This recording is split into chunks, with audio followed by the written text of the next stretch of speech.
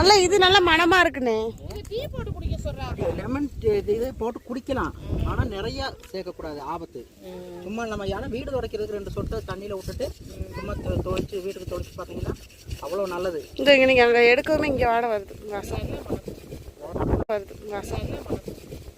கசக்கணும். இது எப்படி சொன்னால் ஒரு டீ போட்டு அடியில் ஒரு செம்பு மாதிரி ஒன்று வச்சுருப்பாங்க, அதுக்குள்ளே போட்டு அடைச்சிட்டு அடியில் கூட 3 மணி நேரம் டீ போடுவாங்க. டீ போட்டு அதுலேருந்து 3 மணி நேரமாக வெந்து